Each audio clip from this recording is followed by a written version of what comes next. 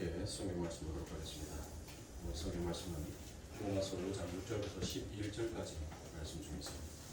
로마서 5장 8절에 기록된 한 절의 말씀을 함께 교독하도록 하겠습니다. 로마서 5장 8절 다 찾으신 줄 알고 한 구절을 함께 봉독하도록 하겠습니다. 우리가 아직 죄인이었을 때 그리스도께서 우리를 위하여 죽으시면서 하나님께서 우리에 대한 자기의 사랑을 확증하셨느니라. 하나님의 사랑의 확증이다라는 말씀을 가지고 여러분들과 이렇게 계속적으로 말씀의 은혜를 나누고 있습니다. 하나님의 사랑의 확증이 무엇인지에 대해서 여러분들에게 보다 더 설명드리기 쉽게 하기 위해서 제가 요한복음 8장에 기록되어 있는 가늠한 여인의 사건을 가지고 여러분들에게 설명을 드렸지요. 그래서 다음 시간에는 여러분들에게 하나님의 사랑의 확증이 또 어떻게 하나님의 말씀으로서 우리들의 삶 가운데 드러나고 나타나게 되는지를 더 자세하게 한번 살펴보도록 하겠습니다. 그래서 이 요한복음 8장에서 이 가늠한 여인이 현장에 잡혀왔었을 때 예수님께서 땅에다가 글을 쓰셨습니다. 땅에다가 글을 쓰셨다는 것은 결국 그 흙이 그 죄가 무엇인지를 하나님께서는 밝혀내시는 거예요. 자, 그렇게 죄가 무엇인지 폭로가 되어지자 많은 사람들이 그 여인에게 돌로 치는 자가 아무도 없었더라는 것입니다. 그런데 더 중요한 것은 보세요. 우리가 예수 그리스도 앞에 무엇으로 서 있습니까? 우리가 죄인으로 서 있다는 거예요. 오늘 로마서 5장 8절에서도 우리가 아직 죄인 되었을 때, 내가 바로 가늠한 여인이었었을 때 그리스도께서 우리를 위하여 뭐 했다는 거예요? 우리를 위하여 죽으셨다는 거예요. 어떻게 죽으셨다는 거예요? 보세요. 요한복음 8장의 그 후반부의 말씀에 보니까 어떤 말씀이 나옵니까? 요한복음 8장 10절부터 11절의 말씀에 예수께서 일어나사 여자 외에 아무것도 없는 것을 보시고 이르시되 여자여 너를 고소하던 그들이 어디 있느냐? 너를 정죄한 자가 어디 있느냐? 대답하되 주여 없나이다. 예수께서 가라사대 나도 너를 정죄하지 아니하노니 가서 다시는 길을 범하지 말라 하시니라라고 이와 같이 말씀하십니다. 우리가 예수 그리스도 앞에 가늠한 여인으로 그와 같이 우리가 죄인으로 예수 그리스도 앞에 서 있었을 때 예수님께서 무엇 하셨다는 거예요? 그 여인의 죄를 전부 다 가지고 가심으로 인하여서 그 예수가 바로 죽어야 할 그 여자 대신 그 예수가 죽으셨다는 것이에요. 그렇게 그 예수 그리스도가 죽으심으로 말미암아 우리가 살아나게 되었다는 하나님의 사랑의 확증이 드러나고 나타났다는 것입니다. 그런데 중요한 것은 무엇이에요? 나도 너를 정죄하지 아니하겠다라고 말씀하시죠. 그것은 무슨 말입니까? 바로 예수 그리스도께서 나도 너와 똑같은 죄인이 되었다는 거예요. 우리 예수님께서 이 땅에 내려오셔서 죄를 지은 것이 없으셨는데 죄인이 되셨다라고 얘기합니다. 그 말씀은 바로 우리 예수 그리스도께서 세례 요한에게 그 요단강 강가에서 세례를 받으심으로 인류의 모든 흙이 지었던 모든 죄들을 전부 다 전가받아서 전부 다 그 모든 죄를 당신의 몸으로 받아들여서 이제 당신이 죄인이 되었다라는 그 고백을 하고 계시는 거예요. 세상은 늘 우리들을 무엇으로 평가합니까? 세상은 늘 우리들의 외모를 보고 평가를 하더라는 것이죠. 그 사람의 모습이 어떠한지, 그 사람의 집안의 가문이 어떠한지, 학벌이 어떻게 되고 명예가 어떻게 되며 재물이 어떻게 되는지 그런 것들을 가지고 그 사람의 평가와 가치를 매기고 있다는 것이죠. 그래서 세상은 늘 참수합니다. 세상은 늘 자기의 가치와 자존심에 걸맞지 아니하는 사람을 옆에 두고 싶어하지 아니한다는 것이죠.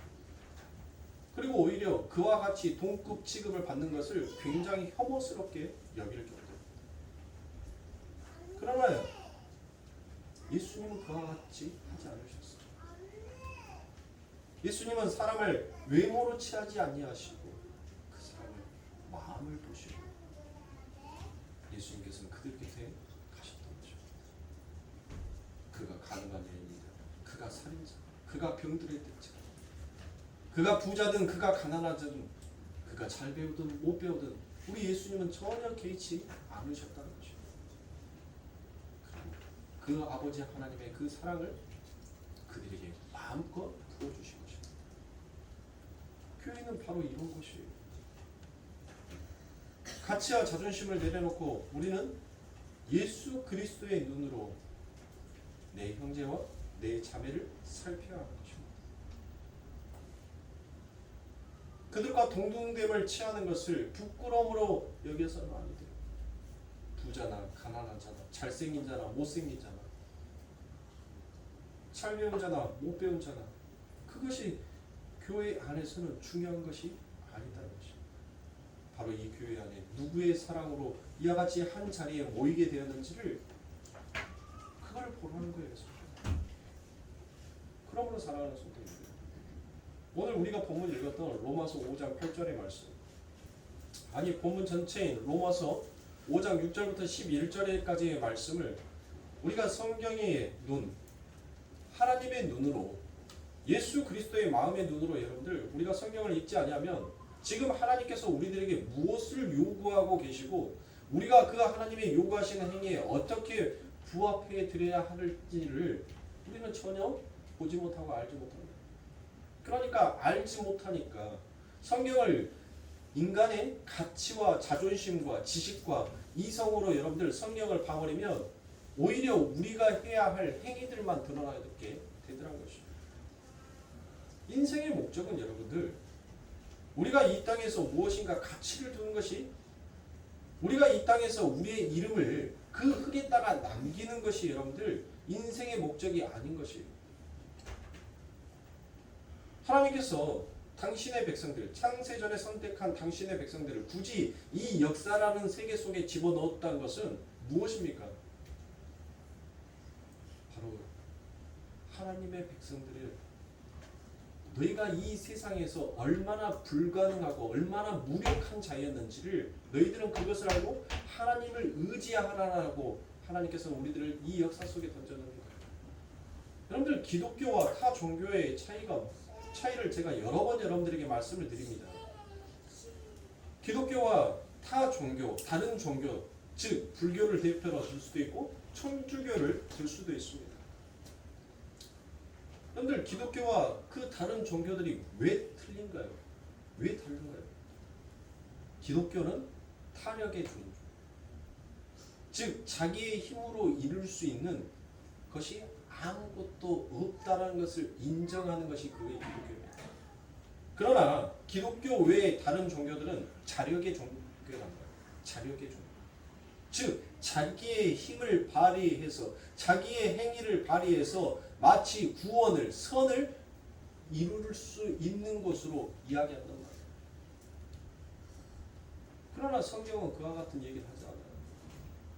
너희 힘으로 이루려고 하는 그 모든 것들이 바로 땅에 있는 것, 흙에 있는 것이다라고요. 바로 너희 배에 너희 신을 삼고 있는 것이다라고 성경은 오히려 그와 같이 직설적으로 우리들에게 말씀하고 있습니다. 그래서 하나님께서는 무엇합니까? 너희는 자력의 종교가 아니다. 내 백성들은 자력의 백성들이 아니니까 너희는 지금 타력의 백성이다. 그러니까 너희들은 나를 의지해야 하는 자다라는 것을 하나님께서는 계속 성경에서 우리들에게 말씀하고 계십니다. 그렇게 하나님의 말씀으로 의지하는 자들이 결국 하나님의 그 어떠한 사랑을 받게 될 것인지를 하나님께서는 말씀하여 주고 계시는 것입니다. 그러므로 사랑하는 성도님들, 하나님께서 당신의 백성들에게, 당신의 신부에게 찾고 싶어하는 것은 무엇입니까? 여러분들 옛날 이 이스라엘 백성들, 이 유대인들을 여러분들 신부에게, 결혼한 신부에게 뭐를 준다라고 했죠? 뭐 빙패물을 준다고 했죠? 빙패물. 빙패물을 준단 말이에요. 그걸 선물로 줘요. 그러면 신랑은 자기가 준 빙패물을 뭐 하는 거예요? 그것만 찾는 거예요. 그것만. 그거 가지고 있는 자가 누구인지 그것만 찾고 있더라고요. 근데 우리나라 조선시대도 그러지 않습니까? 언제 신부 얼굴 보고 결혼했습니까? 그냥 부모가 알아서 정략결혼 다 해놓고 때 되니까 뭐합니까? 내 신부라고 가마타고 누가 와요 집에. 신부 얼굴 한 번도 보지도 못하고 여러분들 첫낙밤을 했던 것이 그게 뭔 이야기가 아니었어요. 여러분들. 신랑은 자기가 그 신부에게 줬던 그 빈폐물을 찾는 거예요. 그 신부에게 입혀줬던 그 옷을 자기가 준 그 옷을 찾는 거랍니다. 여러분들 보세요. 이렇게 말씀드리면 여러분들이 잘 이해가 안 가시니까 여러분들 한번 보시라고요. 아버지 이삭이 여러분들 아버지 이삭이 그 에서에게 에서를 왜 이뻐했어요? 에서를 이뻐한 이유가 무엇이었습니까? 그가 무엇을 입고 있었어요? 늘 그가 장자의 옷을 입고 있었다. 장자의. 그래서 늘 아버지는 뭐합니까? 그 이삭은 바로 그 에서의 뭐를 만져요? 그 장자의 옷을 만지는 거예요. 장자의. 앞을 보지 못하는 그 아버지가. 그런데 보세요.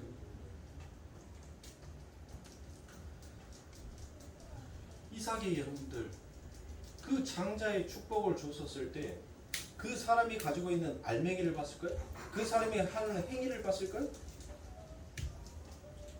오직 그 장자가 입고 있는 그 옷, 그 옷에서 나는 냄새와 그 옷에 있는 촉감만을 보고 그에게 뭐 합니까? 축복을 해주죠. 그게 구원이라고 간단하게 말해서. 즉 예수 그리스도는 예수 그리스도의 신부는 예수 그리스도의 옷을 입고 있어야 돼요. 그래서 그분이 그 옷에서 나는 그 냄새, 그 촉감, 그것으로 무엇 하더라고요? 당신의 신부를 찾아내더라고요. 마지막 심판날에 여러분들 어떻게 하나님께서 당신의 백성들을 찾아내십니까? 뭐 14만 4천에 들어가면 여러분들 전부 다 구원받는다고요? 그 구원받기 위해서 열심히 행위를 합니까?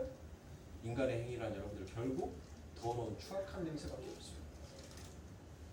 예수님께서는 당신의 옷을 찾으시다. 당신.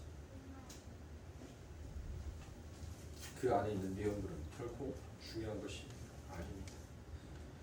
그래서 사도는 빌립보서에서 이와 같이 말씀합니다. 빌립보서 3장 18절부터 21절까지의 말씀해 보니 내가 여러 번 너희에게 말하였거니와 이제도 눈물을 흘리며 말하노니 여러 사람들이 그리스도 십자가의 원수로 행하였느니라. 저희의 마침은 멸망이요 저희의 신은 배요 그 영광은 저희의 부끄러움에 있고 땅의 일을 생각하는 자라. 오직 우리의 심의권은 하늘에 있는지라. 거기로서 구원하는 자 곧 주 예수 그리스도를 기다리노니 그가 만물을 자기에게 복종케 하실 수 있는 자의 역사로 우리의 낮은 몸을 자기의 영광의 몸의 형체와 같이 변케 하시느니라라고 이와 같이 얘기합니다. 보세요. 여기에서도 무엇을 얘기합니까? 빌립보서에서도 십자가의 원수를 이야기하잖아요. 십자가의 원수. 그러니까 십자가의 원수는 누구다는 거예요? 십자가의 원수는 결국 하나님의 그 일하심을 인정하지 아니하는 자가 바로 십자가의 원수다는 것을 이야기하는 거예요. 그러니까 우리가 하나님의 일을 거부하는 것을 우리가 무엇이다라고 얘기합니까? 성경에서 성령 해방죄다라고 얘기하죠. 하나님의 일하심을 방해하는 것을 우리가 성령 해방죄다라고 얘기를 한단 말이에요. 목사 말 안 듣는 것이 성령 해방죄가 아니라 하나님이 이루고 싶어하는 그 일을 방해하는 것이 그게 성령 해방죄란 말이에요. 그러니까 십자가의 원수는 결국 뭐예요? 하나님의 일을 방해하는 자잖아요. 그러면 그 하나님의 일을 방해하는 자들이 이 땅에서 무엇으로 여러분들 그 하나님의 일을 방해하느냐는 거예요. 바로 사도는 이와 같이 얘기합니다. 저희의 신은 배다는 거예요. 그러니까 이 세상에 이 땅에 있는 자들은 전부 다 자기의 배를 무엇으로 삼고 있다는 거예요. 자기의 배를 신 삼고 있다는 거예요. 즉 자기의 유익을 위해서 자기의 영광을 위해서 자기의 가치를 위해서 모든 사람들이 그와 같이 자기의 배를 신 삼고 있더라라는 것이에요. 그래서 그 영광은 저희의 부끄러움에 있고 땅의 일을 생각하는 자라라고 이와 같이 얘기하죠.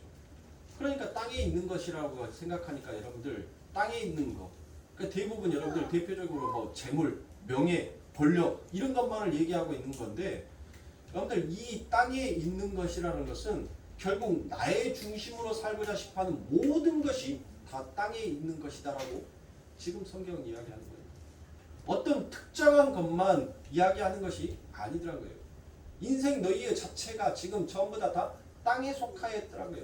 그래서 땅에 속하여 있으니까 전부 다 그 땅의 것에 가치를 주면서 살아가는 너희들, 그들은 결국 무엇하게 된다는 겁니까? 하나님으로부터 십자가에 온수된 자들은 하나님으로부터 징계를 받게끔 되어 있더라는 것입니다. 그러니까 땅의 것은 결국 여러분들 흙에 속한 모든 것들을 전부 다 말할 수 있는 것입니다. 흙에 속한 모든 것. 보세요, 여러분. 인간의 키가 아무리 크다고 하더라도 여러분들 하늘을 닿을 수 있습니까? 인간의 키가 아무리 크다고 하더라도 여러분들 기네스북에 오른다고 하더라도 그 손을 쭉 뻗어서 하늘을 닿을 수 있는 자는 아무도 없습니다. 인간이 아무리 높은 건물을 짓는다 하더라도 그 건물 꼭대기가 하늘을 닿을지를 못하더라는 것입니다. 그게 바로 인간의 세계입니다. 그 현실을 보는 거예요. 그게 바로 다 전부 다 그 하늘에 내 손을 뻗어서 닿아보겠다라고 하는 그 모든 것들이 전부 다 땅에 속해 있더라고 이야기하는 것입니다. 그래서 그걸 지금 사도는 경고하고 있는 거예요. 너희가 땅에다가 무엇인가 기둥을 심고자 싶어하는 그것을, 너희는 그 일을 행하지 말라라고 얘기합니다. 그런데 여러분들 그게 우리들 안에서 가능합니까? 우리는 땅에 속한 자예요. 늘 눈 뜨면 여러분들 땅의 것이 먼저 보이지 하늘의 것이 먼저 보이는 자가 아니더라는 것이죠. 그래서 우리는 늘 땅의 것을 연연합니다. 눈 뜨면 어때요? 눈 뜨면 어때요? 눈 뜨면 여러분들 애기 밥해서 먹여서 학교 보내야 돼요. 신랑 출근시켜야 돼요. 그리고 한숨 돌린가 싶었더만은 여러분들 어때요? 싱크대에 설거지통에 설거지가 한가득 있어요. 또 부지런히 설거지해야 돼요. 아이고 그래 진짜. 아이고네. 아이고. 맞아. 아이고예요. 근데 하늘의 것을 바라보라고 성경은 이야기합니다. 하늘의 것을 바라보는 것이 여러분들 이 땅에 있는 것을 전부 다 버려버리고 그냥 하늘만 보고 있는 것이 하늘의 것입니까? 그 말씀을 듣는 것이 아니에요. 여러분들의 삶 가운데 있어서 여러분들이 하는 그 모든 삶의 중심이 그게 바로 나의 중심이 되어서는 안 된다는 거예요. 누구의 중심? 왜요? 정답은 잘 알고 계는데 우리들의 삶 가운데 안 되잖아요. 그게 바로 우리의 무력함이에요. 우리의 불가능함을 우리는 늘 깨우치고 살아야 된다. 그래서 누구의 힘으로? 예수 그리스도의 힘으로 살아가는 것이에요. 그 예수 그리스도께서 무엇이다라고 얘기합니까? 그가 만물을 자기에게 복종케 하실 수 있는 자의 역사로 우리 낮은 몸을 자기의 영광의 형태와 같이 변케 하실 것이다 라고 얘기하죠. 그러니까 변하게 할 건데 이 역사 속에서 너희들을 바로 그 영광의 몸으로 내가 점점 너희들을 변화시켜 줄 건데 이미 묵시의 세계에서는 우리들은 이미 변화가 됐죠.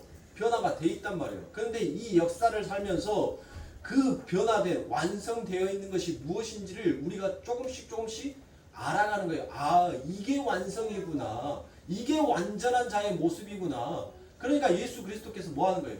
너희들의 삶의 모든 삶 가운데서 내가 그 모든 것들을 조금씩 너희들을 변화시켜 줄 건데, 변케 할 건데 왜 너희들은 자꾸 땅의 것을 쌓으려고 하고 있니? 지금 이 경고를 하고 있는 거예요. 이 말씀을 묻고 있는 거예요. 내가 지금 너희들을 위해서 모든 계획을 세워놓고 모든 것을 해주고 있는데 너희들의 인생의 삶을 지금 하나씩 전부 다 생명의 삶으로 내가 턴시켜서 바꿔주고 있는데 왜 자꾸 너는 그 힘들게 감아놓은 태엽을 다시 풀어버리려고 하고 있느냐라고 묻는 거예요. 여러분들 보세요. 고급스러운 시계는 여러분들 뭐예요? 비싼 시계, 고급 시계는 제 거는 건전지약 넣어서 가는 시계예요. 그런데 비싼 시계는 여러분들 뭘 해줘야 돼요? 태엽을 감아줘야 돼요. 태엽을 감아줘야지만 뭐 할 수 있어요? 그 시계가 돌아가요. 태엽을 감아주지 않으면 시계는 그대로 멈춰버리는 것입니다. 그러니까 예수 그리스도께서 여러분들 우리들을 뭐 하는 거예요? 그 태엽을 하나씩 하나씩 감아주고 계시는 거예요.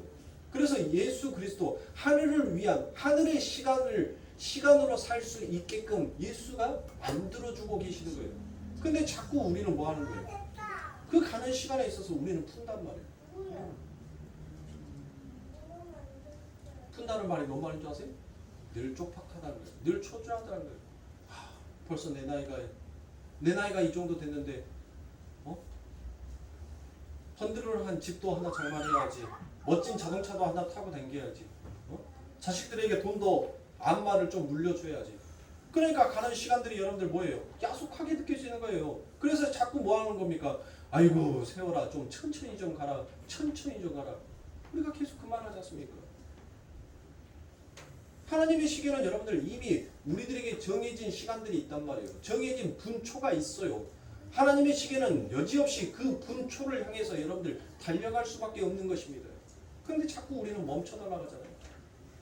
내가 지금 해야 될 것들이 있으니까 하나님 좀 멈춰주세요 라고 얘기를 한단 말이에요.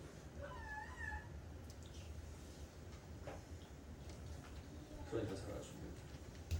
성도는 이 세상을 살아가는데 여러분들 무엇으로 살아가는 거예요? 이 세상을 여러분들 성도는 히브리서에서 여러분들 뭐라고 얘기합니까? 성도는 현실을 무엇으로 보더라는 것이에요. 팩트로 보는 것이 아니에요. 성도는 이 현실을 여러분들 악몽으로 보는 거예요. 악몽으로 보이지 아니하는 것을 마치 보는 것처럼 살아가는 것이 그게 성도란 말이에요. 그러면은 보여지는 이것은 여러분들 지금 무엇이라는 거예요? 성경에서 꿈이란 거예요. 꿈. 보이지 아니하는 것이 진짜니까 지금 우리는 이 세상을 여러분들 무엇하고 있어요? 눈으로 보고 있잖아요. 이 보고 있는 이 세상이 바로 꿈이라는 거예요. 꿈. 악몽이라는 거예요. 악몽. 이 악몽 속에서 여러분들 우리들은 뭐 합니까? 여러분들 저녁에 주무실 때 꿈자리 사나운 적 있으세요? 없으세요?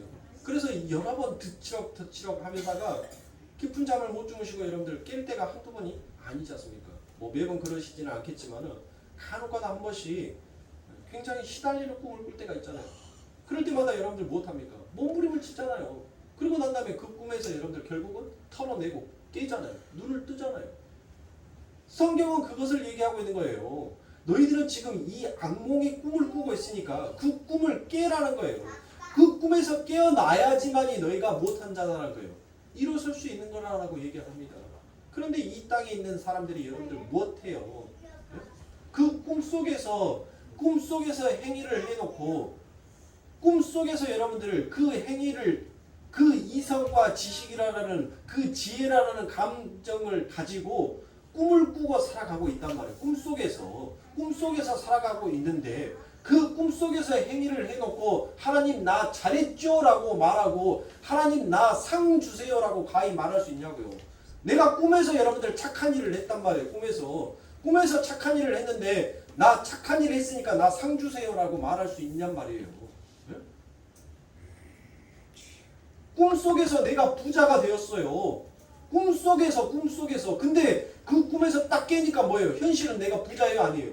아니 현실은 나는 똑같단 말이에요. 네? 그거를 깨달으라는 거예요. 성경은 다른 이야기 복잡한 이야기를 하는 것 같은데 이 세상은 전부 다 꿈이니까 그 꿈에서 깨라는 거예요. 그 꿈에서 깨어나야지만이 그래야지 진짜 네 눈앞에 보여지는 네 현실 앞에 놓여있는 것을 네가 직시하고 볼 수 있을 거 아니냐는 거예요. 그래서 꿈에서 깬 자가 눈을 떠서 딱 봤는데 누구를 보는 거예요? 그래요. 신랑인 예수를 만나는 거예요. 예수를 보는 거예요. 꿈속을 헤매고 있으니까 그 예수를 못 만나는 거예요. 예수를 못 보고 있더란 것입니다. 그래서 꿈에서 깨라는 거예요. 꿈에서 깬 자만이 어디 아래로 들어갈 수 있어요? 은혜 아래로 들어갈 수 있는 거예요. 은혜로 돌아올 수 있는 거예요. 왜요? 내 앞에 누가 서 있으니까? 예수가 서 있으니까. 요한복음 8장에 그 얘기를 하고 있어요. 지금 여인아 눈 떠봐. 너 눈 감고 있으면 네 눈앞에 보이는 거 뭐가 있어? 너 눈 떠봐. 눈 뜨면 지금 네 앞에 누가 서 있는지를 네가 알 거 아니냐. 그 여인이 눈을 딱 떴는데 누가 있는 거예요? 은혜가 있는 거예요. 은혜가 그 앞에 딱 서 있는 거예요. 그러니까 이 여인은 뭐 하는 거예요? 그 은혜 밖으로 한 걸음도 뛸 수가 없는 거예요. 왜요? 내가 이 은혜 밖으로 뛰면 나는 죽으니까, 나는 죽는다라는 것을 아니까 그 은혜에 딱 붙들려서 그 은혜만을 붙잡고 있는 거예요. 나 살려주세요. 당신의 옷자락에서 벗어나면 난 죽어요. 그러니까 나 살려주세요. 그 여인이 가라라고 했는데도 안 가잖아요. 못 간단 말이에요. 꿈에서 깨어나는 자는, 눈을 뜬 자는, 그 은혜가 무엇인지를 아는 자는 아무리 너 좀 가야 하고 발로 쳐도 절대 안 떨어져요. 왜요? 거기에서 떨어지면 난 죽는다는 것을 아니까. 나는 진짜 죽는다는 것을 아니까. 그러니까 은혜만을 붙드는 것입니다. 그래서 우리 예수님께서 바리새인들과 서기관들에게 여러분들 무엇을 얘기합니까? 무엇을 얘기해요? 그래서 욕하신 거예요. 이 독사의 새끼야. 네가 꿈속에서 네 행위를 해놓고 거기에다가 또 하나님의 말씀이다라고 너희들이 꿈속에서 그거 하는데 또 그 꿈속에서 너희들만의 또 기준점을 가지고 하나님 세리와 창기가 가는 그와 같은 천국이라면 나 차라리 안 갈랍니다. 그 마음을 가지고 있었단 말이에요. 그래서 예수님께서 뭐라고 얘기합니까? 이 독사의 새끼야라고 얘기합니다. 이 나쁜 놈아라고 얘기하는 겁니다. 이 십자가의 원수야라고 얘기하는 거예요. 자신의 행위와 가치를 중요시 여기는 자는 여러분들 결국 아버지 하나님께서 너는 나의 원수다라고 얘기하는 거예요. 아버지의 원수는 누구예요? 바로 하나님의 아들 예수 그리스도를 죽인 자 아닙니까? 여러분들 한번 생각해 보세요. 여러분들의 자녀, 여러분들의 자식을, 여러분들의 가족을 누군가가 죽였다라고 생각을 해보세요. 그 사람을 용서합니까? 분명 우리들의 입에서도 그럴 거예요. 내가 용서를 못했는데 법이 무슨 수로 용서를 하냐고. 내 마음속에서 아직 용서가 안 됐는데 그깟 법이 용서를 하면 무슨 소용이 있냐고. 그런 법이라면 내가 저놈을 죽여도 나를 과연 용서해 줄 수 있는 법이냐고. 우리는 그렇게 소리 지를 거 아닙니까? 그게 우리라는 거예요. 그게 나라는 현실이라는 겁니다. 그걸 직시하라는 거예요. 그런데 거기에서 알량하게 자기의 가치와 자존심을 챙겨요? 나는 쟤들과 달라. 그게 난데. 쟤가 바로 난데 나는 쟤들과 달라. 그거를 예수 앞에서 말할 수 있냔 말이에요. 은혜 앞에서 이야기할 수 있냔 말이에요.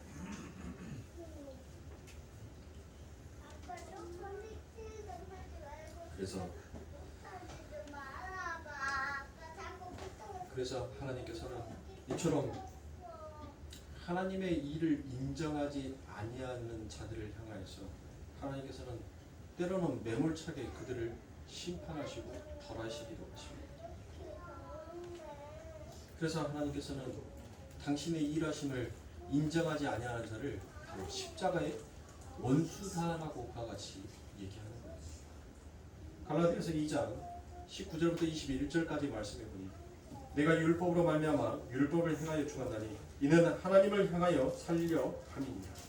내가 그리스도와 함께 십자가에 못 박혔나니 그런즉 이제는 내가 산 것이 아니요 오직 내 안에 그리스도께서 사신 것이라. 이제 내가 육체 가운데 사는 것은 나를 사랑하사 나를 위하여 자기 몸을 버리신 하나님의 아들을 믿는 믿음 안에서 사는 것이라. 자, 우리의 모습을 보고 사는 것이 아니다라는 거예요. 그렇죠? 성경은 뭐라고 얘기해요? 우리의 모습을 보고 사는 것이 아니다라고 얘기합니다. 바로 우리 안에 믿음 안에서 사는 거다라고 그와 같이 얘기를 하고 있죠. 그러니까 이것을 인정하고 이 말씀이 무엇인지를 깨닫는 자는 무엇하더란 거예요? 맞아. 내 꼴은 이러지만 하나님이 그렇게 완료해 놓으셨으니까 나는 감사와 찬송과 할렐루야를 부르면서 살 수밖에 없구나라는 것을 인정하는 거예요. 인정하는 거. 왜요? 왜? 그 다음 말씀 보십시오. 내가 하나님의 은혜를 피하지 아니하노니 만일 의롭게 되는 것이 율법으로 말미암으면 그리스도께서 헛되이 죽으셨느니라라고 이와 같이 얘기합니다. 자, 여기서 또 무엇을 얘기합니까? 십자가의 원수 헛되이 죽음을 이야기하고 있습니다. 그러니까 그리스도 안, 내 안에 그리스도, 바로 이 어구 안에서 이미 우리의 이 역사의 존재가 전부 다 뭐 했다는 거예요? 전부 다 차압당했다는 거예요. 차압당했다는 거예요. 그러니까 우리의 안과 밖은 전부 다 뭐다는 거예요? 내 안에도 예수고 내 밖도 예수다라는 거예요. 그러니까 나는 이미 차압당했다는 거예요. 누구로부터? 예수 그리스도로부터 나는 이미 차압을 당한 자다라는 거예요. 그렇게 예수 그리스도로 안과 밖이 전부 다 차압을 당했는데 어떻게 너의 것이 나올 수가 있니라고 묻는 거예요. 너의 것이 나오는 것이 바로 그게 십자가의 원수다라는 거예요. 왜 십자가의 원수예요? 하나님의 것을 인정하지 아니하니까 십자가의 원수라는 거예요. 이미 너의 안과 밖은 전부 다 예수인데 어떻게 네가 너의 것을 네가 쏟아낼 수가 있어? 라고 얘기하는 겁니다. 그러면 사랑하는 성도님들 어때요? 우리 이제 큰일 났잖아요. 응? 말씀은 여러분들 내 안과 밖은 전부 다 예수인데 삶의 중심에서 보니까 전부 다 내 것이 아니 예수가 아니에요. 전부 다 내 것이지. 내 거. 응? 그럼 큰일 났잖아요. 십자가의 원수는 아버지 하나님께서 뭐 하신다겠어요? 반드시 내가 죽일 것이다 라고 말씀하셨단 말이에요. 그럼 우리는 이제 우리에게 기다리는 것은 뭐밖에 없어요? 죽음밖에 없잖아요. 죽음밖에. 그런데 그 죽음이 헛되인 죽음이 아니다라는 것을 바로 그리스도가 증명해 내시더란 거예요. 어떻게? 바로 아까 빌립보서의 말씀처럼 너희의 마음이 비록 이런 마음이지만 내가 너희들을 바로 그리스도의 옷으로 입혀서 예수로 만들어버리겠다는 거예요. 아멘. 이것이 구원인 거예요. 이게 은혜인 거예요. 아멘. 그렇고 사랑하십니다. 은혜를 아는 자는 결국 복음을 이해하게끔 되어 있습니다. 그러므로 로마서 5장 8절에 대한 이 말씀이 여러분들 굉장히 복잡한 말씀인 것 같지만 결국 딱 한 말씀이에요. 은혜는 복음이다. 복음은 은혜다. 아멘. 요 이야기를 하는 거예요. 성경 전체가 이 이야기하는 거예요. 이 이야기.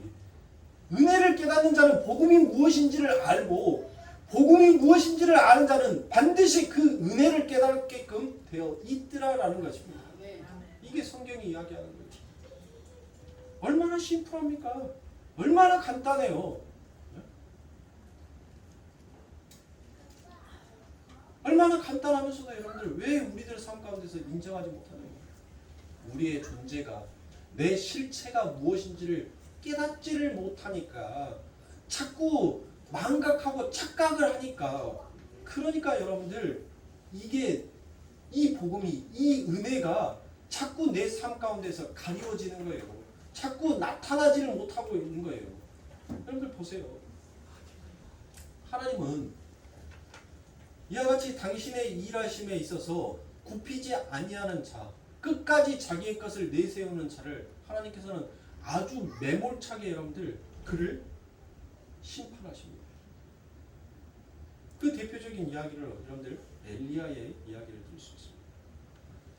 열왕기상 19장 14절과 18절의 두 절의 말씀을 제가 읽어드리도록 합니다.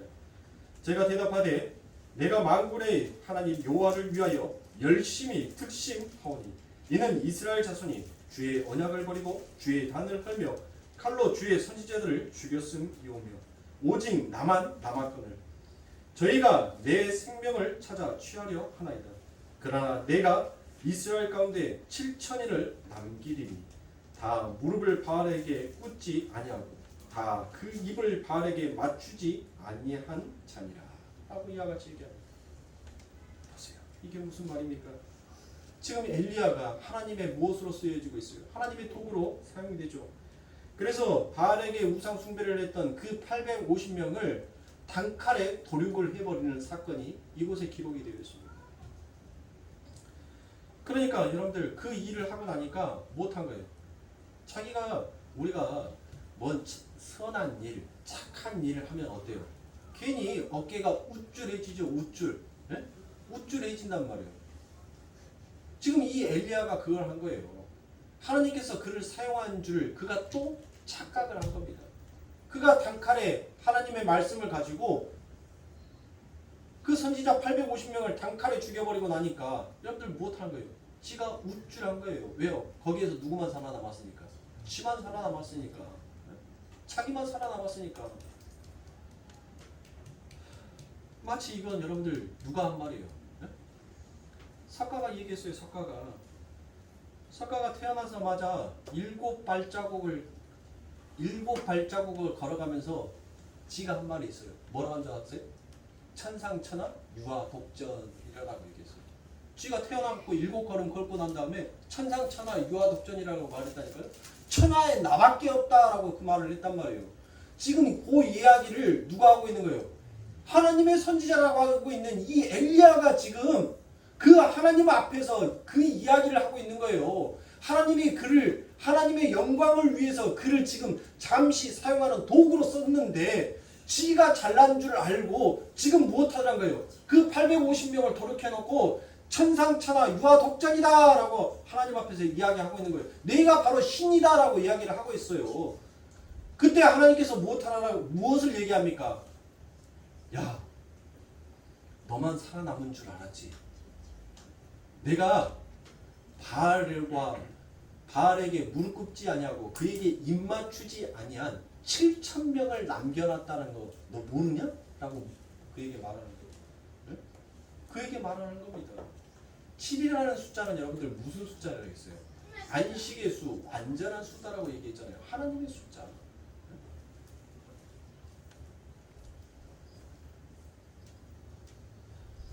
자기가 자기의 열심과 자기의 특심으로 자기가 대단한 일을 했던 것처럼 여겼는데 하나님께서 그 이야기를 딱 합니다. 그러니까 이 엘리야가 뭐라고 얘기합니까?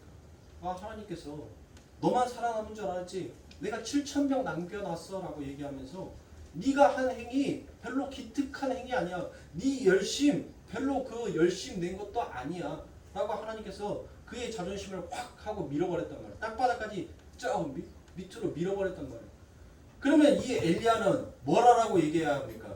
하나님 맞습니다. 내가 한 것이 아닙니다. 하나님께서 하셨습니다라고 인정해야 되잖아요. 그런데 엘리야가 뭐라게? 그 하나님 앞에 그 하나님의 얘기를 그렇게 딱 하니까 엘리야가 뭐라게요? 그럼 나 죽이시오. 나 죽여보시오. 못한다고 나만 남겨놨어. 나도 죽여불지. 요게 인간이란 말이에요. 요게. 이게 우리들의 마음이에요. 이게. 하나님 앞에서 늘 우리들은 무엇인가 기특하고 어떤 특심과 열심으로 우리가 하나님 앞에 열심히 해서 나아가는 것 같은데 하나님께서 얘기하는 거예요. 그 네 열심 아니야. 그 정도의 열심을 있는 자는 내가 여기에도 이미 이 정도로 남겨놓고 이 정도로 가지고 있어. 그 얘기하는 거예요. 자존심 탁 상하니까 뭐 하는 거예요? 아이씨, 뭐 저런 게 하나님이야. 왜 내 거 안 받아? 내가 열심히 수고하고 내가 열심히 땀 흘렸는데 왜 내 거 안 받아? 그리고 뭐 하는 겁니까? 어떻게 하면 저것을 들려고 데리고 가지? 어디 뾰족한 짱돌 없나? 그게 뭐예요? 그게 가인 아닙니까? 가인. 그게 하나님 죽이는 거예요. 그게 십자가 원수란 말이에요. 에? 부정하지 마세요, 여러분들. 하나님이 내 자존심 상하게 하면 우리는 가인과 같은 마음이 있단 말이에요. 내 열심, 내 수고, 내 흘렸던 그 땀방울 왜 당신이 인정하지 않아? 그리고 뭐합니까? 죽이고 싶은 거예요. 누구를? 하나님을. 그게 인간의 실체란 말이에요. 그게 우리들의 마음이란 말이에요. 이런 사악한 마음을 가지고 있는 우리들을 위해서 누가? 예수 그리스도가 죽으셨단 말이에요. 그리고 우리들에 대한 사랑의 확증을 나타내신 거죠. 그래서 오늘 보면 로마서 5장 6절부터 10절까지의 말씀에 우리가 아직 연약할 때 기약대로 그리스도께서 경건치 않은 자를 위하여 죽으셨도다. 의인을 위하여 죽은 자가 쉽지 않고 선인을 위하여 용감히 죽을 자가 혹 있거니와 우리가 아직 죄인 되었을 때 그리스도께서 우리를 위하여 죽으심으로 하나님께서 우리에게 대한 자기의 사랑을 확증하셨느니라. 그러니까 결국 무엇이에요? 이게 역사라는 거예요. 이게 역사. 너희들은 여전히 아버지 하나님 앞에서 무엇으로 살아가는 거예요? 너희는 여전히 하나님 앞에서 뱀으로 살아가는데 그 아버지 하나님께서 이 역사 속에 노뱀을 너희들에게 보내심으로 인하여서 너희들이 어떻게 살아나게 되는지를 그것을 깨닫고 가는 것이 여러분들 그게 역사란 말이에요. 그게. 응? 그래서 9절에서 그러면 이제 우리가 그 피를 인하여 의롭다 하심을 얻었은즉 더 그로 말미암아 진노하심에서 구원을 얻을 것이니 곧 우리가 원수 되었을 때 그 아들의 죽으심으로 말미암아 하나님으로 더불어 화목되었은즉 무슨 말입니까? 제가 방금 설명해 드렸던 것처럼 내가 아직 뱀 되었을 때 예수님이 노뱀이 되셔서 그렇게 죽으셔서 우리를 하나님과 화목시켜 놓았는데 그분이 이제 살아나셔서 부활하셔서 그리스도의 영 성령으로 내 안에 오셔서 그 십자가를 설명하시는 이 과정 속에서 여러분들 내가 조금 실수하고 내가 조금 실패하더라도 하나님께서는 우리들을 무엇 만들지 않겠다는 거예요. 내가 너희들을 다시는 뱀 만들지 않겠다는 거예요. 네? 그 이야기를 하는 거예요. 너희가 실수 조금 하고 너희가 실패 조금 하고 그런다 할지라도 나는 이미 너를 내 자녀로 내 신부로 맞이했는데 내가 너희들을 이유 없이 버리지 아니하겠다는 것입니다. 그러니까 사랑하는 성도님들, 이 사도 바울은 이 로마서에서 특히 더욱더 부각시켜서 말하고 있는 것이 바로 예수의 사랑, 하나님의 은혜, 하나님의 긍휼이 무엇인지를 그것을 복음화로 우리들에게 말씀해 주고 있는 거예요. 로마서가 여러분들 그래서 더 어려운 책이에요. 심플한 것 같으면서도 그 안에 하나님의 놀라운 그 하나님의 사랑, 그 하나님의 긍휼, 이 모든 것들이 이 안에 담겨져 있기 때문에 그래서 우리가 성경을 볼 때 어렵다라고 하는 이유가 그거예요. 왜요? 아무리 인간의 지식이 많고 아무리 인간의 이성과 지성이 여러분들 뛰어나다 하더라도 우리는 그 하나님의 마음을 헤아릴 수가 없단 말이에요. 그 하나님의 마음을 이해할 수가 없어요. 그래서 더욱더 어려운 것입니다.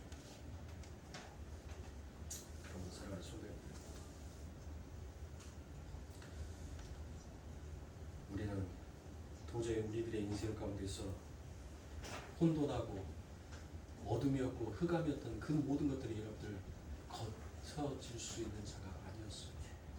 우리는 늘 혼돈 가운데 살아가고 늘 우리들은 공허함 가운데 살아가고 그런데 그 공허를 그 혼돈을 질서로 세우시고 그 질서에 하나님께서는 이제 안식이라는 은혜를 그 안에 부어 넣어 주시고 싶습니다. 그것은 우리의 힘으로 가능한 것이 아니었어요. 여러분들 세상을 보라보세요. 인간의 힘으로 가능하다면 여러분들 이 지구상에서는 여러분들 그 어떤 나라도 굶어 죽을 나라가 있어서는 안 됩니다. 소아와 가부가 여러분들 그렇게 슬피 우는 그와 같은 이 나라가 되어서는 안 됩니다. 전쟁의 포탄이 여러분들 사라져야 돼요. 나라와 나라가 여러분들 서로 경쟁하는 것이 아니라 나라가 서로와 한 손을 잡고 여러분들 뭐 해야 돼요? 서로가 서로의 나라를 섬겨줘야 돼요. 그런데 이 나라는 뭐합니까? 인류가 발전을 했어요. 지식의 체계가 높아지고 이성과 지성이 여러분들 더욱더 높아져 갔단 말이에요. 그런데 결국 이 세상 가운데 남아있는 것은 뭐예요? 창세기 1장 1절의 말씀처럼 혼돈과 공허와 흑암만이 남아있더란 것이에요.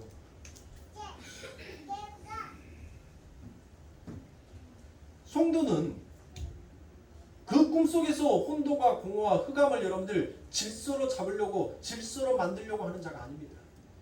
성도는 그 꿈을 깨서 빛을 보기만 하면 되는 거예요. 하나님께서 다 만들어 놓으시고 하나님께서 이루어 놓으셨습니다. 여러분들의 삶 가운데 흑암이 있고 혼돈이 있고 공허가 있다면 여러분들 눈을 뜨세요. 그리고 예수를 바라보고 있습니다.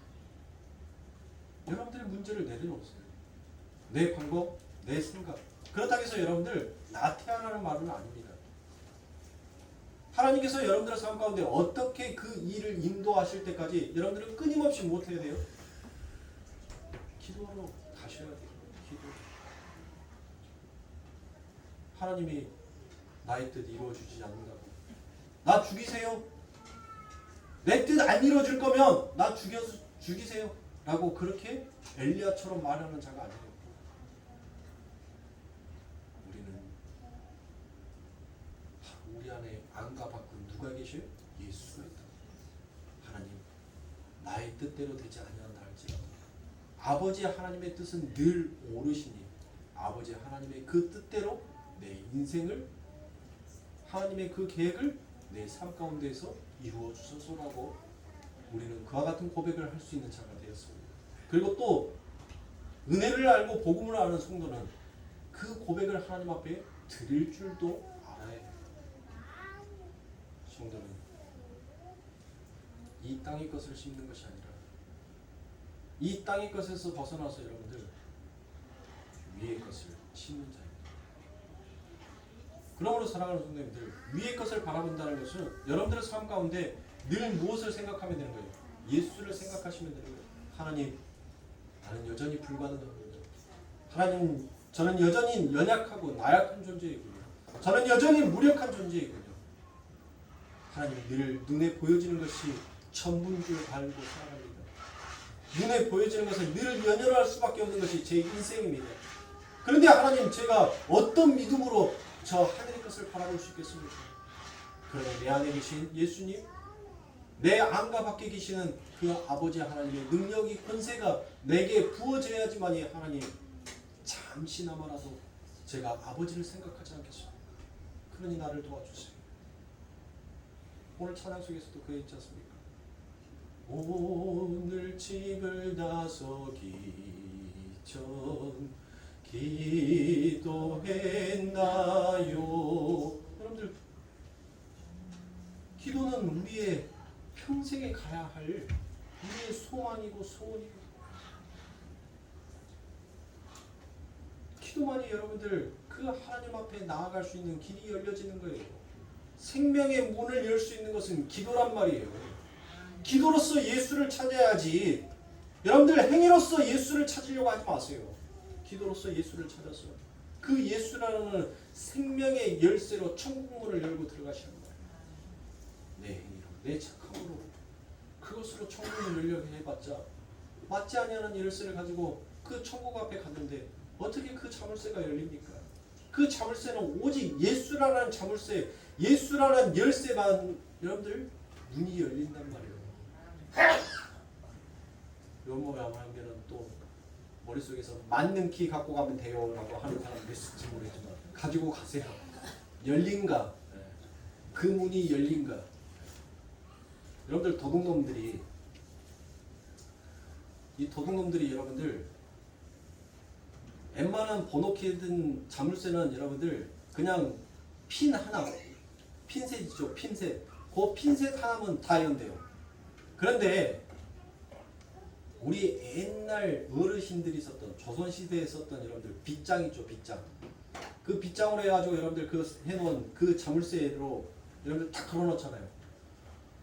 도둑놈이 아무리 지식으로 뭐로 여러분들 열어보려고 해도 열려요? 안 열려요. 못 연대요. 못 열어. 이미 그것을 여는 지식을 가르쳐주는 사람들이 여러분들 뭐 했어요? 다 죽어버렸기 때문에. 다 죽어버렸기 때문에 지금은 이제 신식 열쇠만 여는 것을 어디에서 가르쳐줘요? 큰 집에서 가르쳐줘요. 작은 집에서도 가르쳐주고 큰 집에서도 가르쳐주고. 근데 옛날 자물쇠 여는 그 자물쇠 여는 여러분들 그 도둑들이 여러분들 뭐 한 거예요? 죽어본 거예요. 전수를 안 해주고 죽어본 거예요. 대를 이어줬어야 되는데. 네? 여러분들 집에 혹시라도 셋대를 걸어놔야 되었으면은 저기 서울 인사동에 가면 그런 열쇠를 많이 팝니다. 갔다가 사가지고 빗장 걸어놓으세요. 현관문도 그것으로 해놓으면 여러분들 도둑도 못 엽니다. 여러분들 요즘 전자키락 해가지고 번호키락 해서 또또또 누르잖아요. 세상에 저 유튜브에서 봤는데 1.5V짜리 건전지약 2개로 거기에다가 여러분들 충격을 주면 그 회로판이 미쳐가지고 문을 또르륵 하고 열어본대요. 뭐 다른 것도 필요 없대요. 여러분들 건전지약 2개로, 건전지약 2개랑 껌종이 있죠. 껌종이 은박지 그걸로 해가지고 딱 해서 거기다 탁 대면 이 스파크가 거기에서 일어나서 이 회로가 헷가닥 해가지고 문이 열린다는 거예요. 문이. 네? 첨단을 살고 있다는데 여러분들 그 첨단이 결국 허술하더라고요. 인간은 완벽할 수가 없어요, 여러분들. 완전할 수가 없는 것이 인간이에요. 그러니 완전하신 분 앞에 순종하는 것이 완전한 자로 가는 길입니다. 완전하지 못하는 자 본받으려고 여러분들 힘 빼지 마세요. 완전한 자를 본받으려고 여러분들 힘을 쓰시라고. 그래야지 여러분도 완전해질 수 있습니다. 죽어라고 달리지 마세요. 세상을. 여러분들이 살고 싶어서 세상을 죽어라고 달리면 결국 죽어요.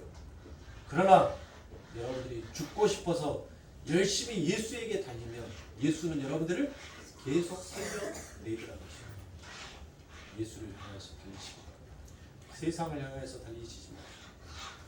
한 주간 여러분들에게 펼쳐지는 이 세상 가운데서 세상을 향해서 힘 빼지 마시고 하나님을 향해서 힘 빼시면서 하늘의 풍부한 그 소망으로 축복으로 여러분들 삶 가운데 가득 넘쳐지기를 주님의 이름으로 축원합니다. 기도하겠습니다.